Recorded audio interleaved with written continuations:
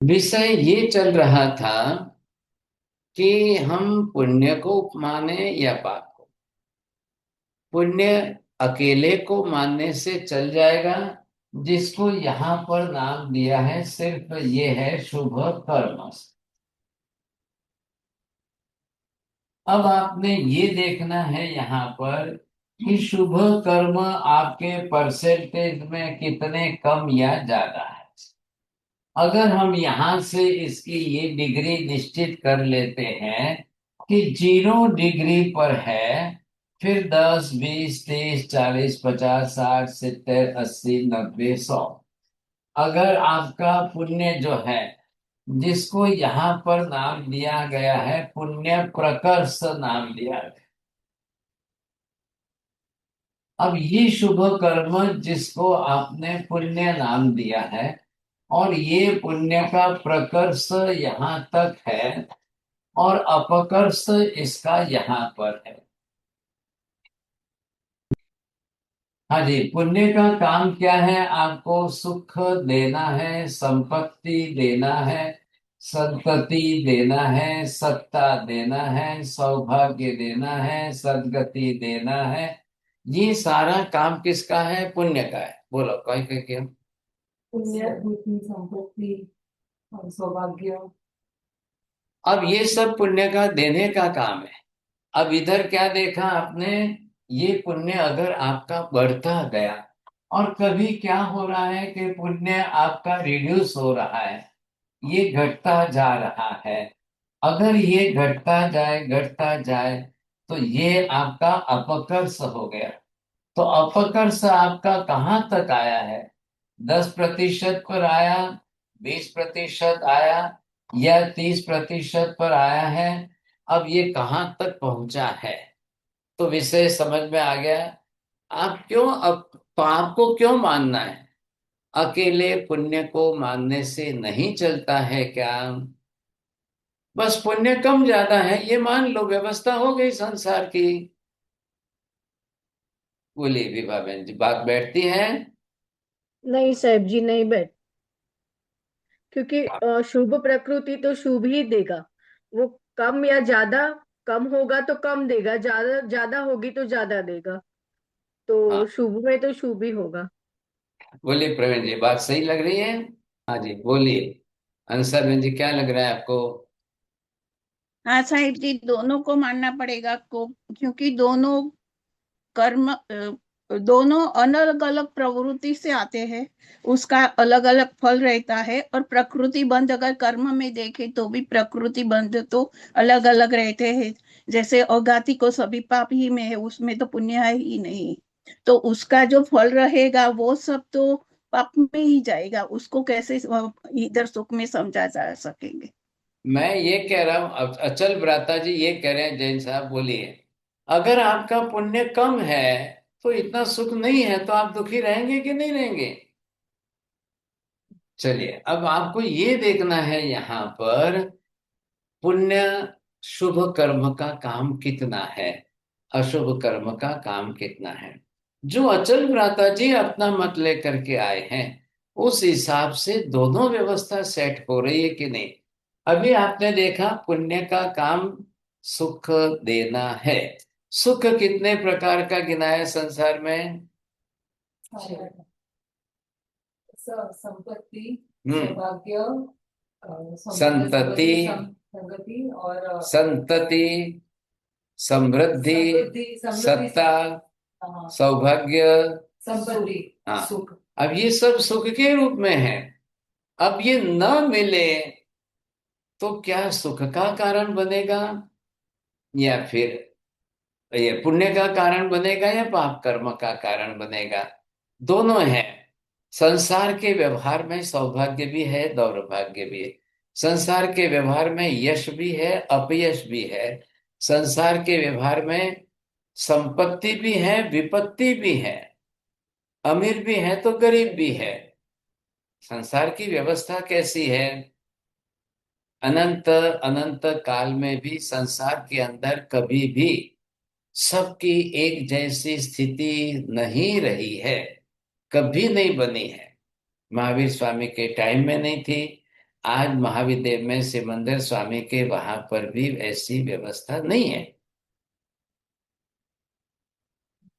क्यों नहीं है भाई साहब? तो किसके पास शुभ कर्म परसेंटेज में प्लस में ज्यादा है और किसी के पास अशुभ कर्म परसेंटेज में ज्यादा है? अब इनके अंदर आप चार विभाग बना करके व्यवस्था बैठाइए। अब आपको ये ख्याल आ जाएगा। अब दोनों के साथ में चलना है कि दो कर्म साथ में होंगे, क्योंकि महावीर इस तरह से समझा रहे हैं उनको। तो ये देखना है आपको कि पुण्य जो है, अगर ये प्रकृति आपने देखी, अगर ये प्लस में है, हाँ जी इधर देखिए, और इसके सामने आपने ये देखा कि भाई पाप कर्म जो है ये माइनस में है। इधर देखिए, पुण्य भी आपका प्लस में हो और पाप भी आपका जो है ये भी प्लस में हो, तो क्या होगा? नंबर 3, पुण्य आपका माइनस में चल रहा हो और पाप आपका प्लस में चल रहा हो, तो क्या होगा? इधर पुण्य भी माइनस में चल रहा है, पाप भी माइनस में चल रहा है। अब क्या होगा? चार बात है साहब। बोलिए मनीषा बहन जी, आ गए आप? जी गुरु जी। पुण्य प्लस में है और पाप माइनस में है, तो इसमें गुरु जी सुख ही सुख होगा। पुण्य प्लस में है और पाप भी प्लस में है, तो इसमें सुख भी होगा दुख भी होगा। पुण्य माइनस में है, पाप प्लस में है, इसमें सुख नहीं होगा, केवल दुख ही दुख होगा। और चौथे में ना ही सुख होगा ना ही दुख होगा। कैसे लग रहा है? जैसा बरोबर बता रहे हैं। मानना ही पड़ेगा, ठीक लग रहा है हमारे सब। हाँ जी जितेंद्र जी बोलिए। आपको बहुत बहुत धन्यवाद, स्वागत है आपका। चाहते हैं बोलना? बोलिए। जी जी मथेन वंदन साहब जी। बराबर बराबर बोल रहे हैं। हाँ, आप एग्जाम्पल के साथ बता दो ना। अब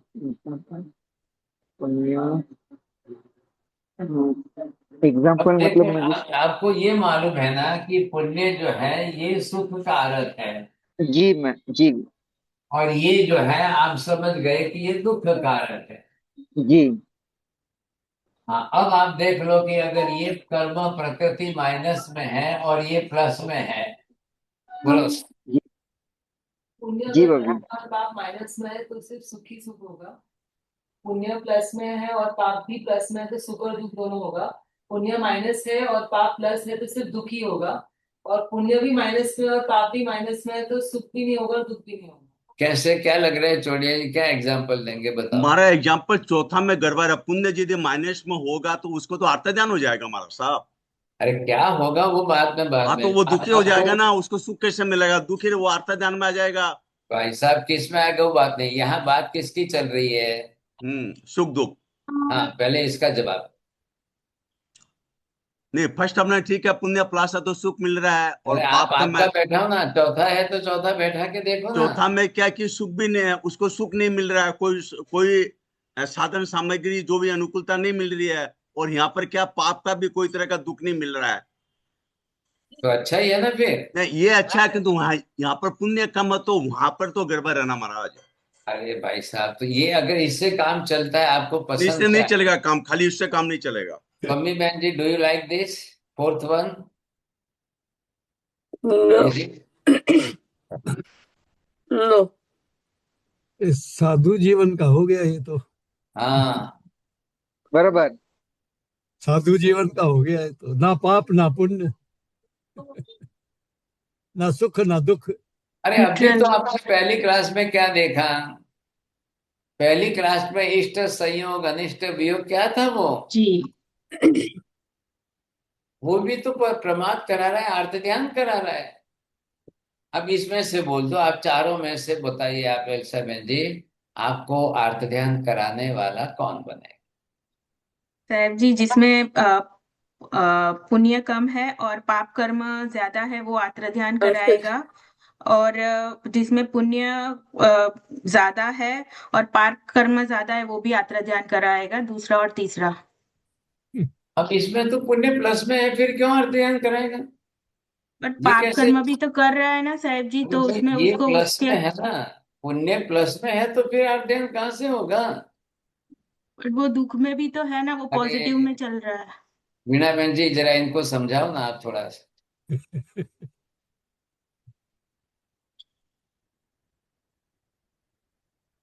बोलो हंसा बहन जी, શું કેવું છે? हाँ साहेब जी, क्यों अर्थ ग्रहण करे? क्योंकि पुण्य से मिल तो रहा है, लेकिन पाप इतना है कि वो भोग नहीं सकता, उसका उपयोग नहीं कर सकता, इसलिए अर्थ ध्यान होगा ही। खाने की इच्छा है लेकिन वो खा नहीं सकता, डायबिटीज हो गया है, मीठा मिल रहा है लेकिन वो नहीं खा रहा, तो अर्थ ध्यान तभी होगा ही, क्योंकि इच्छा पूरी नहीं हो रही है। चलो करेंगे सब, आप होमवर्क करेंगे, 2 पेज लिखेंगे इसके ऊपर, विथ एग्जाम्पल लिखना है। अब क्या होता है जब होमवर्क की बात आती है तो ये तो आपको खुद को चिंतन करके लिखना है। बोलिए वंदना माता जी, आप क्या करेंगे? आपको कौन सा पसंद है 4 में? महाराज जी, इसमें से चौथे वाला काफी सही है। इसमें आत्मिक विकास हो सकता है। पुण्य भी नहीं है तो इतने हमें शुभ संजोग भी नहीं मिलेंगे कि हम उनमें डूबे रहे, और इतने पाप भी नहीं किए होंगे। अगर इस टाइम ज्ञान मिल जाए तो हम आत्मिक विकास कर सकते हैं। तो मुझे चलिए। ये फोर्थ वाला पसंद है महाराज साहब। हाँ जी जितेंद्र जी, आपको कौन सा पहला अच्छा लग रहा है कि दूसरा? चौथा सर। अरे वाह, इसमें जी पुण्य नहीं फिर भी चौथा अच्छा लग रहा है। जी जी, बाबू जी। वर्षा पुण्य यदि बलवान होनी तो थोड़ी सी परिस्थिति विपरीत भी हो तो आदमी झेल लेता है। बाबू जी, पुण्य पुण्य बलवान होगा तो उसका सुख उपभोगना ही भी है। अब मुझे सुख भी उपभोगना नहीं है और दुख भी उपभोगना नहीं है, तो न तो पुण्य चाहिए न तो पाप चाहिए। भाई तो संसार में तो लोग कैसे हैं, दुख नहीं चाहिए और अकेला सुख ही चाहिए सब। लेकिन ऐसा होता है क्या? किसका जीवन बताइए, आपकी सर्वथा दुख रहित जीवन किसका है? बिना दुख का सर्वथा सुख ही सुख, सुख ही सुख, दुख है ही नहीं, ऐसा जीवन माझे आपरो है? इसी क्यों? महाराज साहब, ये इसी दशा तो ज्ञान के बाद ही आ सकती है, वैसे तो आ ही नहीं सकती।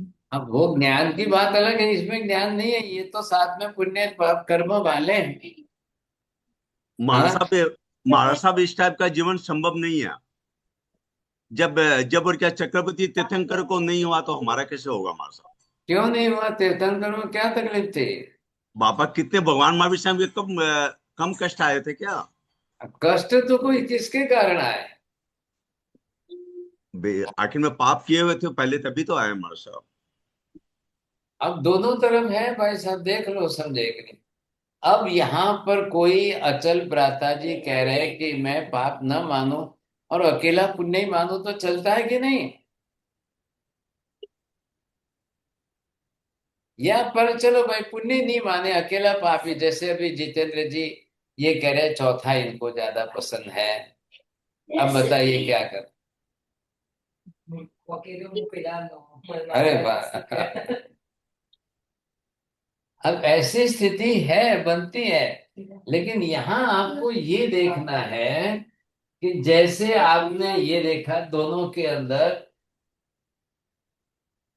तो यहाँ पर क्या कह रहे हैं कि दो के बीच में ये दीवार कर दो आप, और यहाँ पर एक तरफ आप ले जाओ ये पुण्य की प्रकृति है, और इधर आप लीजिए पाप की प्रकृतियां सब। अब इधर डिवीजन करना है आपको 82 का, ख्याल आया आपको? और इधर आपको करना है 42 में से। बताइए अब आप कैसे करोगे?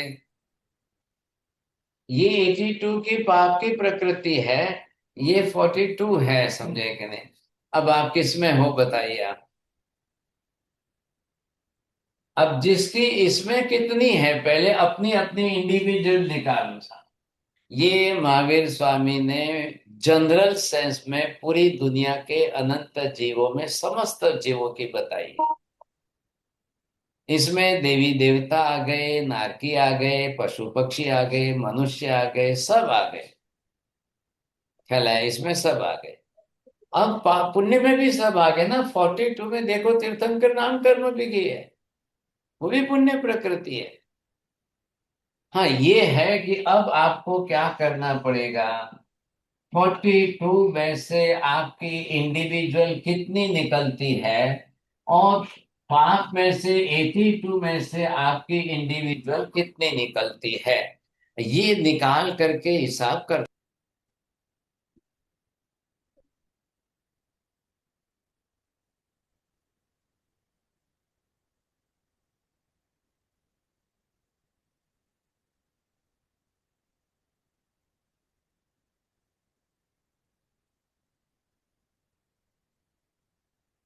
अब इधर आपने क्या देखा है, बोलिए। आपकी 82 में से कितनी है? कवि बहन जी, how much is your homework किया है? ऐसा बहन जी, वो पुण्य पाप तत्व के अंदर सबको निकाल के दी हुई है। जी साहब जी, आई हैव रिटर्न ऑल पुण्य 42 प्रकृति और 82 पाप की प्रकृति मैंने लिखी थी। हंसाबेन के साथ मैंने थोड़ा सा उनसे भी हेल्प लिया था और सबको भेजी भी थी मैंने पूरा लिस्ट बना के। लो देखो, इतना मेहनत करके आपको आंसर बहन जी सब देते हैं, और फिर आप ध्यान नहीं देते हो। मनुष्य के लाइफ में 42 में से कितनी आई सब? कितनी? 20, 21, 22 कितनी आई थी? अब वहां तक आपने अपनी निकाल करके देख लो। साहब जी, मेरी 31 होती है मनुष्य मेरी को 31 आई। अवेलेबल पुण्य की। लेकिन उसमें से गुरुजी तीर्थंकर नामकरण की निकाल देंगे, 30 रह जाएंगे फिर। हाँ जी। अब उसमें से आपके कितने पर्सनल निकालो ना फिर। जी ये बता रहे 31 या 30 जनरल सेंस में, क्योंकि देवताओं की निकल गई, अन्य अन्य निकल गई, तो उसमें से आपकी बची कितनी पर्सनल, मेरी मैं निकालूं तो कितनी बचती है। वो निकालने के बाद फिर आप सबकी जोड़ते जाओ। अब उसमें से आपकी अगर ये 30 में से आपकी किसी की 20 बचती है, किसी की 22 बचती है, किसी की 18 ही बचती है। अब ये तो ठीक है भाई साहब, कम ज्यादा कम ज्यादा।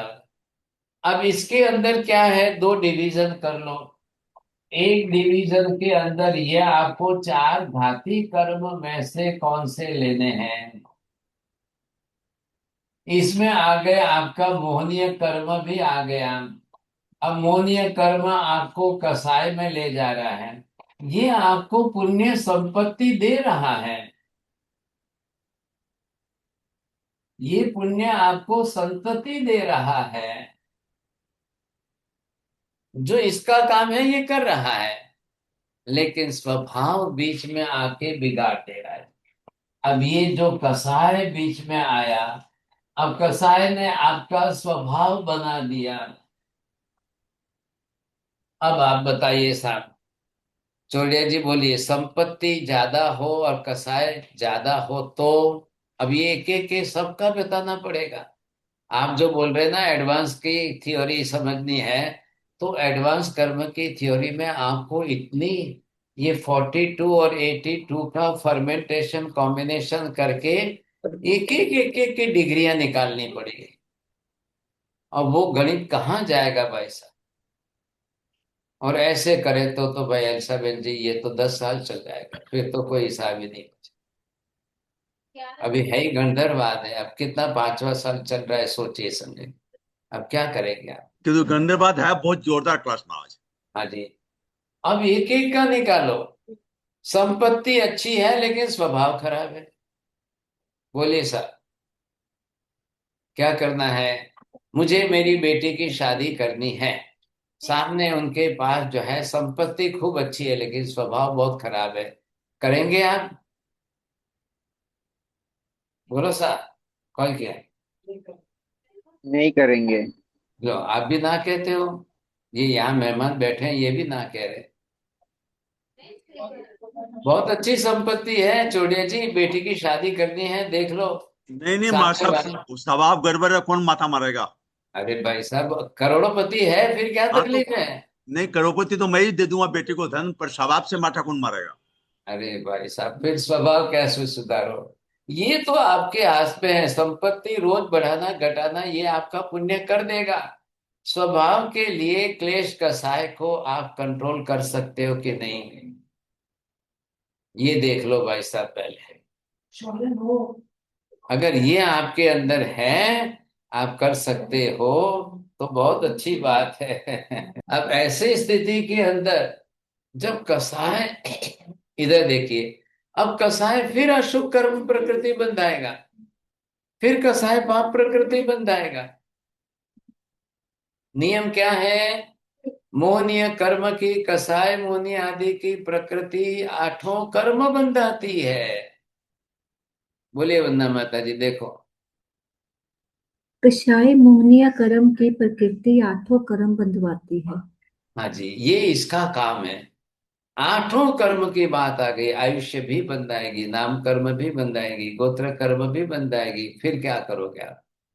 ऐसे बहुत है आज दुनिया के अंदर। इतनी जबान खराब है, इतनी भाषा हल्के लेवल की है, लेकिन घर में संडास बाथरूम टॉयलेट उनके सोने के बने हुए हैं सर। बोलिए चौड़िया जी, एक एड्रेस भेजता हूं आपको। क्या सोने के बाथरूम बने हुए? बताइए आप समझेंगे नहीं? आपकी बेटी को ले जाओगे ना, वो देख करके एक सेकंड में राजी हो जाएगी, बस मैं तो स्वर्ग में आ गई ऐसा लगे। स्थिति के अंदर अब करना कैसे? जब ये कसाय मोहनीय है, ये तैयार बैठा है अपने आप में, तो महावीर अचल भ्रात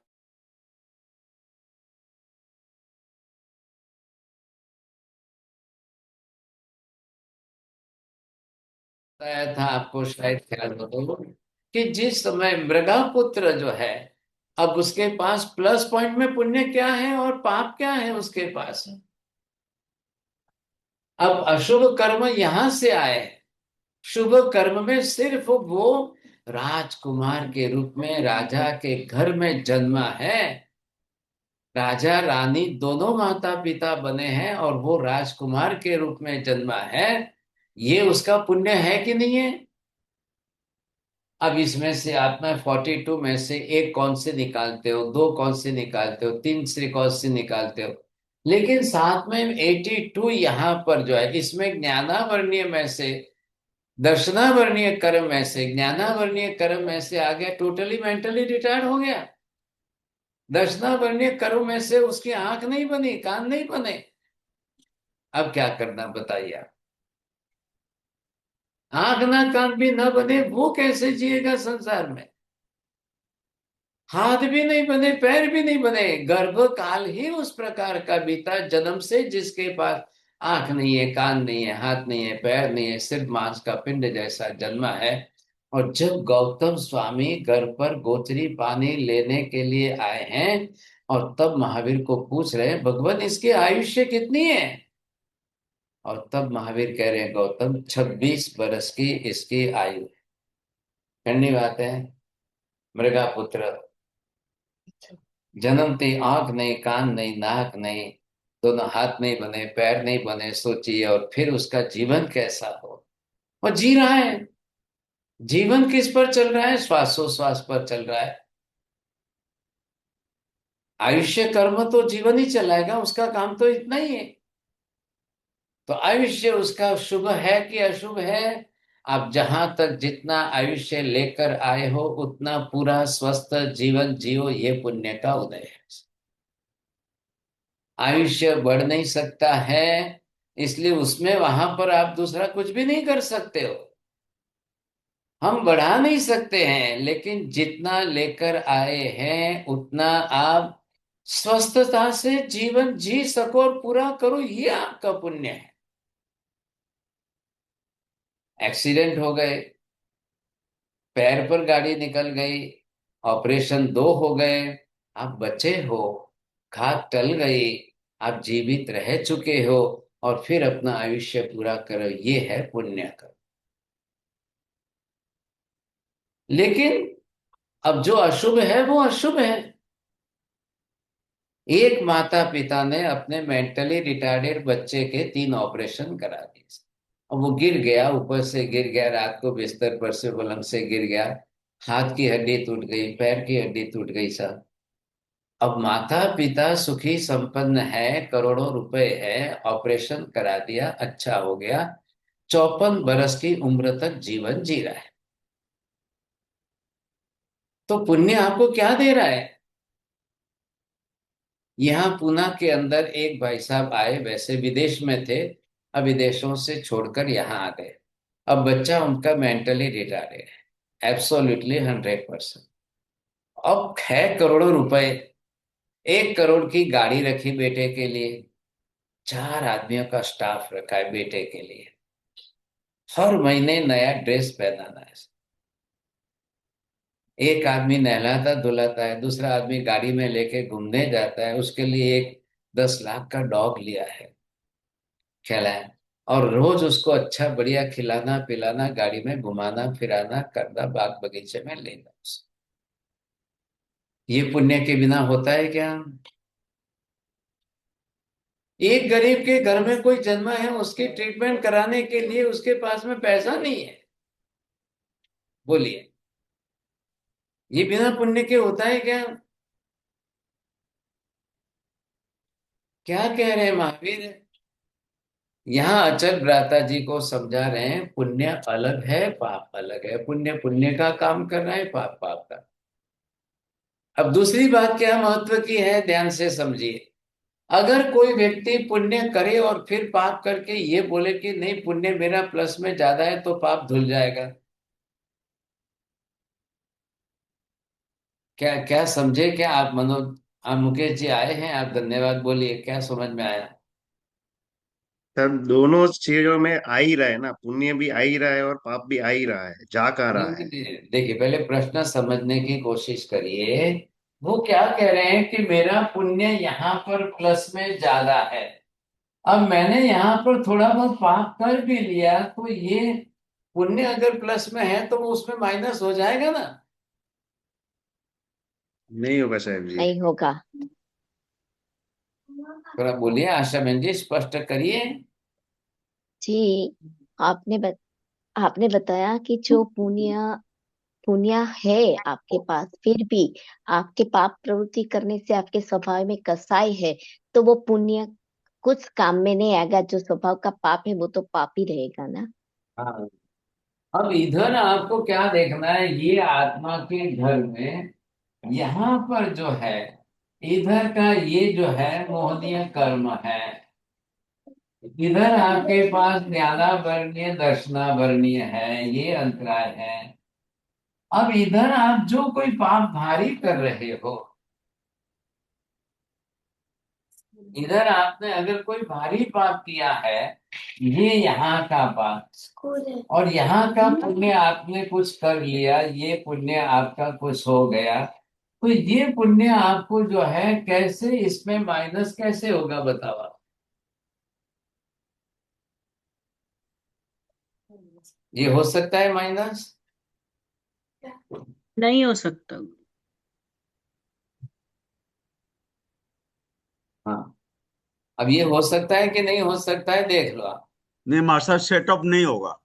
या फिर इधर का बोलो, अगर उसने पाप नहीं किया है या कम किया है तो पुण्य, या पुण्य नहीं किया है तो पाप का प्लस माइनस किसका किससे हो सकता है कि नहीं हो सकता है?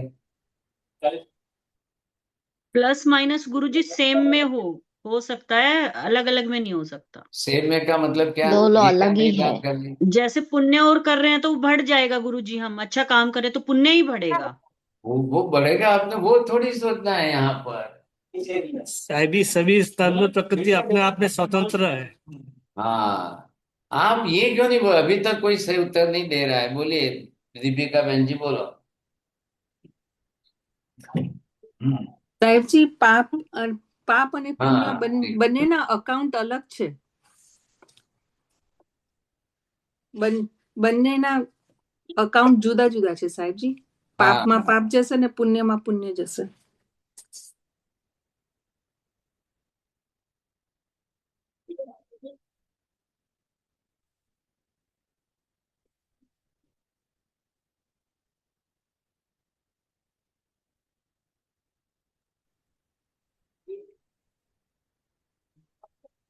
हमारे हाँ हमारे जी। साहब, पाप तो एफडी है और पुण्य जो है सेविंग अकाउंट है। हाँ, अब यहाँ पर ये जो है दोनों का हिसाब कैसे होगा, पहले इसकी बात करना है। मैं आपको ये समझा रहा था कि यहां से देखिए, अब यहां से आपको क्या करना पड़ेगा।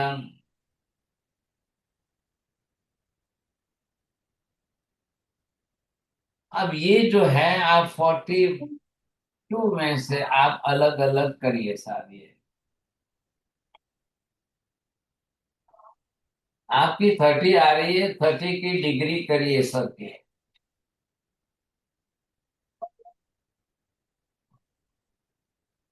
अब कौन सी ज्यादा है, ये कम है, ये ज्यादा है, ये यहां तक इतनी है, ये यहां तक है, ये यहां तक है। अब कौन सी आपकी कम ज्यादा कौन सी है वो देख लो।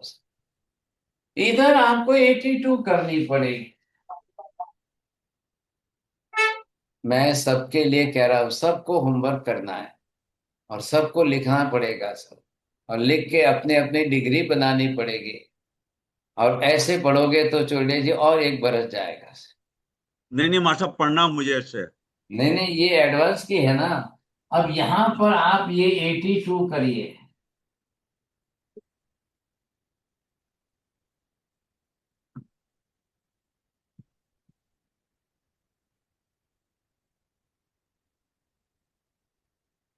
और फिर 82 करके सबकी डिग्री बताइए आप।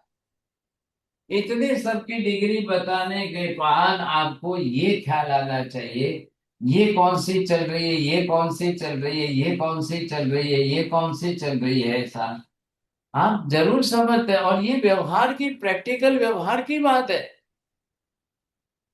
एक पिता अपनी बेटी के लिए कोई शादी करने के पहले जमाई को ढूंढता है तो कितनी चीजें देखनी चाहिए उसको।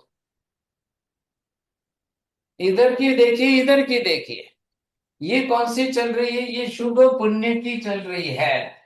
तो ये हमने अभी देखा कि ये प्लस में कितनी होनी चाहिए, लेकिन सभी एक साथ में प्लस में कितनी है। संजय जी थोड़ी आइए, मेहनत करिए, ऐसा मत करिए, रोज बरोबर नियमित करिए। हम यहाँ आपके गांव में आए हैं, पुणे में आए हैं, आप कभी आओ कभी नहीं आओ, कैसे पढ़ेंगे आप। रेगुलर आप स्टडी करिए और प्रैक्टिकल संसार के जीवन व्यवहार में रोज की काम की है। मैं अपनी कुंडली, ये हमारे बंदा माता जी एक आर्टिकल लिख रहे हैं, जन्म कुंडली और कर्म कुंडली, देखो ये तो दोनों के ऊपर रिसर्च कर रहे हैं। अब जन्म कुंडली में तो खाली ज्योतिषी लोग जो है राहु केतु मंगल शनि की बात लिख देते हैं। हमको यहाँ पर ये देख, या तो कोई बेटी वाले बेटे के, बेटी की शादी करने के पहले जमाई को ढूंढे सा, या फिर कोई बेटे वाले अपने घर कन्या लानी है, बहू बनानी है तो उसके लिए पहले विचार करें। अभी देखो जैन साहब ने बताया, समझे कि नहीं, बहुत सुंदर लड़की लाए, बहू बना के लाए, लेकिन संस्कार नहीं थे, स्वभाव खराब थे, दुखी हो गए सब। अब क्या करना है उसे। तो ये इसके अंदर पहले ये लिस्ट बना लो 82 का, सबका नाम लिख के प्रकृति लिख लो।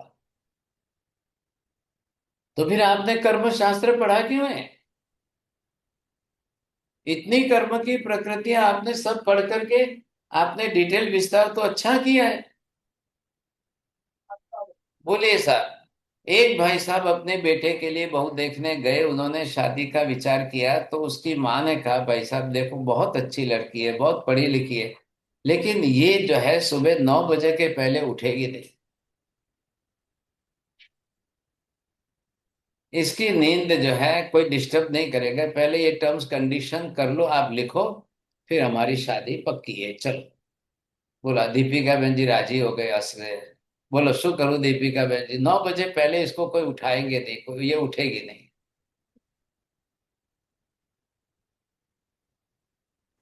સાહેબ જી સાહેબ જી એવું કન્ડિશન કરે તો કોણે અરે કોણ પણ આપે કરોડપતિ છે એ 1 કરોડ રૂપિયા લઈને આવે છે, 1 કરોડની ગાડી લઈને આવે છે। अब इतनी अच्छी बहू है, फिर आप क्या, तकलीफ क्या है आपको, 9 बजे उठ के आवे तो आने दो, आपको क्या तकलीफ है। बोलिए बंदा माता जी तैयार हैं आप। नहीं है। वो भी ना कह रहे, अब क्या करना बोलो सुनो। विभा बहन जी, बेटे के लिए बहू लानी है ना, तो मैं आपको एड्रेस दे देता हूँ। नहीं साहब जी, कोई भी कंडीशन नहीं चलती। अभी कंडीशन में आपको क्या तकलीफ है, वो 9 बजे उठेगी। नहीं नहीं, बेटा कमा लेगा, पैसे नहीं लाएगी तो चलेगा। अरे भगवान, अब बिना बहू के घर चलेगा क्या, ऐसी क्या बात नहीं नहीं, करते हैं। बहू बिना पैसे आएगी तो चलेगा। अरे वो करोड़ पैसा रुपए लेके आ दीजिए। रही है, करोड़ 1 करोड़ की तो गाड़ी लेके आ रही है, खाली एक ही कंडीशन, 9 बजे उठ के आएगी बस। नहीं चलता साहब जी। नहीं चलता है, लो क्या करना। एक दूसरी लड़की ने कहा, चलो मैं सुबह 5 बजे 6 बजे उठूँ, रोज सब कर ले, मैं किचन में पैर नहीं रखूंगी, मैं रसोई वसोई कुछ नहीं करूंगी, सब चलो करनी है, शादी करनी है। बोलो मनीषा बहन जी, तैयार है आप? फिर गुरुजी 5 बजे उठने का फायदा क्या हुआ, काम ही नहीं करेगी तो? वो क्या, वो जिम में जाएगी, वर्कआउट करेगी, वो सब करेगी। वो बोलती मैं किचन में पैर नहीं रखूंगी बस। नहीं गुरुजी, वो भी नहीं चलेगा, बैलेंस करना पड़ेगा गुरुजी अरे सब कुछ। ऐसे कैसे, जो चौड़िया जी तैयार हो गए, चौड़िया जी चलेगी आपको, बोलो। चलिए देखेंगे समय पर मास। अरे वाह, चलो समय पर। तो ये आपकी सब 82 प्रकृतियां है। अब इसके अंदर ये आप देख लो, वैसा ज्ञानावर्णीय की आ गई, दर्शनावर्णीय की आ गई, ये मोहनीय की 28 आ गई, ये अंतराय की आ गई। अब नाम गोत्र सब की आपको लेनी पड़ेगी सब। आप लिखो, पूरी 82 का लिस्ट लिखो। और इधर आपको जो है सिर्फ नाम गोत्र वेदनीय आयुष्य है, ये आप यहाँ पर लिखो। जो जो कर्म प्रकृति आपकी जितनी जिस जिस प्रकार की जैसी है, अब उसके हिसाब से व्यवहार करो। चौड़िया जी, आप समझते हो गंधर्वाद इतनी मेहनत का विषय है, कितने परिश्रम का विषय है, हाँ। आपको कल्पना नहीं आएगी, सोच नहीं पाओगे आप। और मैं तो इतना डिटेल करता भी नहीं हूँ, बहुत शॉर्ट में समझा रहा हूँ, तो भी जो है ये 430 32 क्या क्या 25 26 क्लास हो गई। इनको जैन फाउंडेशन वालों को धन्यवाद दीजिए सर। अब उन्होंने टारगेट तो बनाया है 500 तक हम चलाएंगे, आपने बार बार बोला है 500 तक, मेरे को चिंता हो गई, 500 तक तो मुझे 11 गणधर और मोक्ष का विषय पूरा करना है, अब यही पूरा नहीं हो रहा है। तो करें क्या, संसार का पूरा व्यवहार इस पर चल रहा है, जगत के समस्त जीवों की बात आ गई। इसमें देव गति के देवी देवता आ गए, नरक के नारकी आ गए, मनुष्य आ गए, पशु पक्षी आ गए, राजा महाराजा आ गए, सत्ताधीश भी सब आ गए, क्योंकि यहाँ व्यक्ति के नाम से नहीं हो रहा है, कर्म की प्रकृतियों के आधार पर हो रहा है ना। आके जिन जिन की जितनी कर्म की प्रकृतियां जैसी है उस हिसाब से चल रहे हैं, तो फिर कैसे करेंगे बताइए आप। हाँ हाँ, जिनेन्द्र जी, जिनेन्द्र जी जरा आपका म्यूट कर दो। बात यहाँ पर है कि अगर हम इस प्रकार कर्म की प्रकृतियां देखने जाए, आप संसार के समस्त जीवों को देखें। मैंने आपको पहले भी कहा है, देखिए ये केवल ज्ञानियों का अनंत ज्ञान है, केवल दर्शनियों का अनंत दर्शन है, इससे पूरे जगत के अनंत जीवों को देख करके व्यवस्था कर रहे हैं। जिनके पास केवल ज्ञान केवल दर्शन नहीं पहुंचा, नहीं हुआ, वे इस गहराई में नहीं जा सकते हैं, जगत के समस्त जीवों की व्यवस्था नहीं कर सकते हैं। ज्योतिष शास्त्र का ज्ञान नारकियों तक नहीं पहुंच सकता है, ज्योतिष शास्त्र का ज्ञान देवी देवताओं तक नहीं पहुंच सकता है, ज्योतिष शास्त्र का ज्ञान एक इंद्रिय दो इंद्रिय तेन्द्रिय चौरेंद्रिय तक कुछ भी व्यवस्था ही नहीं कर सकता है। क्या करेगा ज्योतिष शास्त्र, के लिमिटेशन आ गए भाई साहब, वो जगत के समस्त जीवों की व्यवस्था नहीं कर सकते हैं। एकमात्र ये कर्म शास्त्र का सिद्धांत ही ऐसा है, निगोध से लेकर देवी देवता नारकी मनुष्य पशु पक्षी एकेंद्रिय दो इंद्रिय समस्त जीवों को कर्म शास्त्र लागू हो रहा है सर। और इसलिए ये कर्म थ्योरी जो है, ये बिल्कुल जीवन के लाइव विषय है, बिल्कुल ये ज्ञान ही हमारा शाश्वत त्रिकाल नित्य ज्ञान है, केवलियों द्वारा व्यवस्थापित ज्ञान है। आप इसको तो छोड़िए ही मत, इसको तो भूल से भी मत छोड़िए। इसके पीछे लगिए, इतना अभ्यास करो, भले ही जिंदगी बीत जाए, लेकिन कर्म थ्योरी तो समझते समझते समझते समझते निकल। आप देख रहे हैं एल्साबेन जी, आज इतने वर्षों से जितनी क्लासें चल रही है, बिना कर्म के बात की तो कभी जो है कोई क्लासें चली नहीं हमारी। हर बात में, हर विषय में कहीं ना कहीं से कर्म की थ्योरी का तो आधार आ ही जाता है। उसके बिना कैसे चलेगा, कैसे? व्यवस्था ही भगवान ने, केवली ने इतनी बड़ी व्यवस्था कैसे की साहब? बहुत ही चिंतन का विषय। लग जाए तो लग जाए, बरसों लगे तो लगे, आपको पूरे संसार के समस्त जीवों को समझने के लिए ये कर्म शास्त्र इतनी स्थिरता देता है, इतनी इतनी समझ देता है। इतने से हम इस कर्म के एंगल से अगर जगत के समस्त जीवों को पहचानने जाए तो भाई साहब गजब। जब आज हम तो खाली हमारे बौद्धिक क्षयोपशम से, श्रुत ज्ञान के क्षयोपशम से पढ़ रहे हैं, तो केवलियों ने तो कितना अनंत दिया है, कितना अनंत दिया है। आज हम केवली भगवंतों को शाश्वत रूप से साष्टांग बार बार नमस्कार भी कर दें तो भी उनका उपकार नहीं चुका सकते। इतना इतना बड़ा उपकार किया है। कैसे निकाल पाएंगे हम? इतना गणित कैसे कर पाएंगे, आप सोचिए। खाली प्रकृति निकालना इतना नहीं। ये मैंने आपको कहा, ये कम क्यों है, ये ज्यादा क्यों है, ये इतनी कम है, ये इतनी कम है, ये इस डिग्री की ज्यादा कहाँ है, तो इसकी डिग्री कितनी बड़ी है, इसकी डिग्री कितनी बड़ी है। ये x person who ever so में भी, तो इसके पास यश नाम कर्म ज्यादा है, लेकिन इसके पास जो है सौभाग्य नाम कर्म कम है। ख्याल आया आपको? एक बेटी की शादी की, उसका यश नाम कर्म पति के हिसाब से 10 बरस तक चला, लेकिन पति की मृत्यु हो गई, सौभाग्य उसका छिन गया, दुर्भाग्य उसका सामने आ गया। अब वो विधवा हो गई। सोच क्या करना बोले इस समाज के अंदर। बड़ा अच्छा पुण्य था, बड़े सुख सौभाग्य से जीवन अच्छी तरह से चल रहा था, लेकिन ऐसी परिस्थिति निर्माण। किस रूप में सुख सौभाग्य है? कई करोड़पति बैठे हैं, घर में टॉयलेट बाथरूम उनके सोने के बने हुए हैं। किसी के बेटे की मृत्यु हो गई, किसी के पति की मृत्यु हो गई, किसी की पत्नी की मृत्यु हो गई, किसी की क्या परिस्थिति हो गई। अब वो सोने के बाथरूम को करे तो क्या करे साहब, सोने की गाड़ी को करे तो क्या करे। ऐसी परिस्थितियों में क्या होता है, सोचिए समझे। और फिर इधर ये जो है, इनका क्या करना है? अकेले पुण्य से नहीं चलता है ये। अगर आपने पुण्य अपना प्लस में बढ़ाया है, लेकिन यहाँ पर ये जो पाप कर्म की प्रकृतियां हैं, अब ये भी आपकी प्लस में हो गई साहब, ज्यादा हो गई। अब ये कंडीशन आपकी कैसे बनाएगी? इधर देखिए, ये कैसा बनाएगा? ये पुण्य आपका प्लस में अच्छा हो और पाप आपका माइनस में हो। अब बताइए रिजल्ट क्या हो? क्यों नहीं बोल रहे आशा बहन जी? बोलिए, दोनों का बोलिए।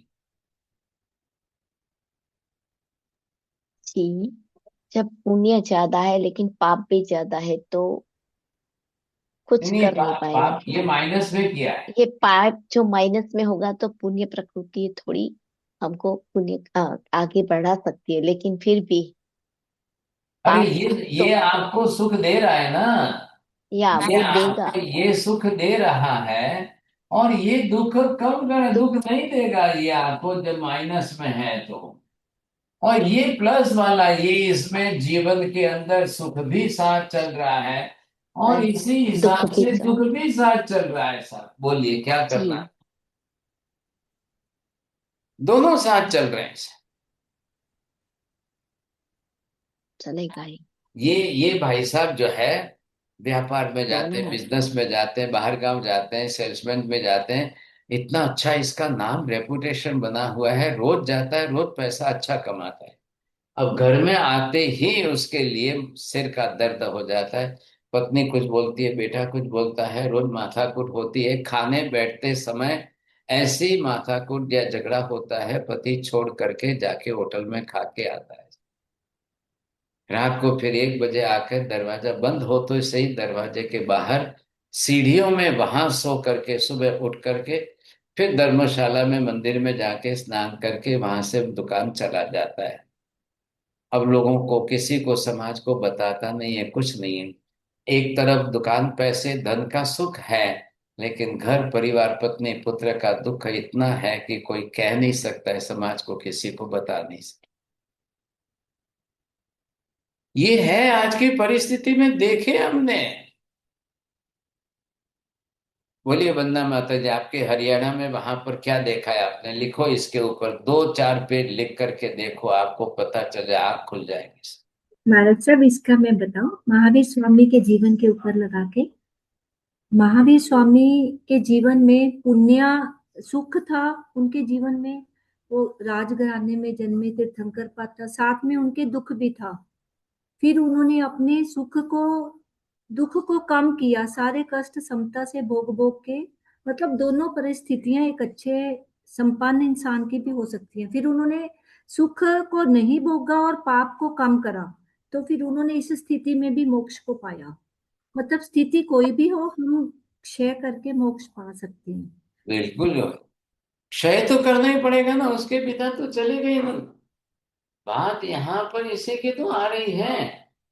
लोग जो कह रहे हैं अज्ञानता के कारण, हम पुण्य ज्यादा करेंगे हमारा पाप धुल जाएगा। महावीर ना कह रहे हैं, जब तक कर्म क्षय निजरा नहीं होगी वहां तक पाप नहीं धुल जाएगा। ख्याल है आपको? वो उसके बिना संभावना नहीं बता रहे हैं। आपको क्षय करना है, निजरा करिए। महावीर ने सारी धर्म व्यवस्था अलग प्रकार की है। आपको कर्म क्षय करना पड़ेगा, आप निजरा करोगे, ये कम होता जाएगा। अब पुण्य बढ़ाना है तो बढ़ाइए, नहीं बढ़ाना है तो भी चिंता नहीं है। आपकी निजरा जितनी ज्यादा हो जाएगी ना, आप दुखी नहीं रहोगे। लेकिन अब करें क्या? जब तक लोग कर्म शास्त्र का बेसिक अभ्यास नहीं करेंगे, वो सही दिशा में, सुख दुख की दिशा में नहीं बढ़ सकते। और दुनिया के सब धर्मों ने दरवाजे बंद कर दिए। अरे तुम छोड़ दो, तुम चिंता मत करो, बस मुस्लिम को कहा है अल्लाह तुम्हारा सब ध्यान रखता है, बस तुम कुछ अल्लाह का नाम लेते रहो, वो तुम्हारा सब कुछ व्यवस्था कर देगा। वो बोलते हैं कि जीसस जो है वो तुम्हारा सब कुछ व्यवस्था कर दे, बोलते हैं जरथुस्ती तुम्हारा करेगा। वो बोलते हैं राम शंकर कृष्ण महादेव तुम्हारा सितारा है। तुम चिंता ही छोड़ो सर, तुम कुछ भी मत करो, बस तुम जो है ओम नमः शिवाय करो बस। अब क्या करना बोलो। क्योंकि उन्होंने क्या किया है, उन्होंने पुण्य पाप शुभ अशुभ कर्म वर्म कोई व्यवस्था ही नहीं बैठाई।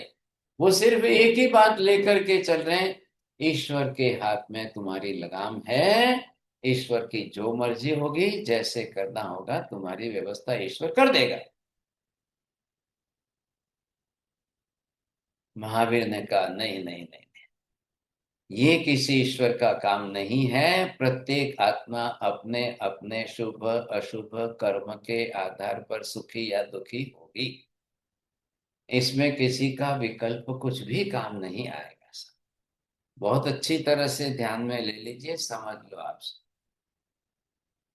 तो मार साहब, आज का कंक्लूजन ये हुआ कि भगवान ने मतलब प्रभु ने ये फरमाया तब कि पाप का पुण्य में, पुण्य का पाप में, और पुण्य का और पाप का पुण्य में मतलब सेट अप नहीं होगा, दोनों की स्वतंत्र सत्ता है। जी हाँ, अभी वो अचल भ्राता जी स्वीकारने को तैयार होने चाहिए ना। अभी इसके कितने भेद और करेंगे, ऐसे कैसे होगा? आप लोग होमवर्क करिए ना थोड़ा सा।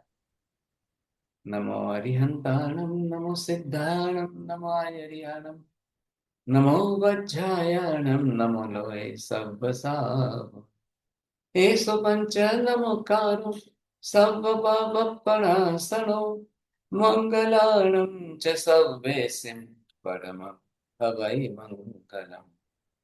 मंगलम भगवान वीरो मंगलम गौतम प्रभु मंगलम स्थूलिभद्राद्य जैन धर्मोऽस्तु मंगलम चत्तारि मंगलम अरिहंता मंगलम सिद्धा मंगलम साहु मंगलम केवले पन्नतो धम्मो मंगलम चत्तारि लोकोत्तम अरिहंता लोकोत्तम सिद्धा लोकोत्तम साहु लोकोत्तम केवले पन्नतो धम्मो लोकोत्तम चत्तारि शरणं प्रवचामि अरिहन्ते शरणं प्रवचामि सिद्धे शरणं प्रवचामि साहु शरणं प्रवचामि केवले पन्नतं धम्मं शरणं प्रवचामि सर्वमङ्गलमाङ्गल्यं सर्वकल्याणकारणं प्रधानं सर्वधर्माणां जैनं जयति शासनम् धर्मलाल मध्याह्न वंदनामी जय साहेब जी। श्री राम साहेब।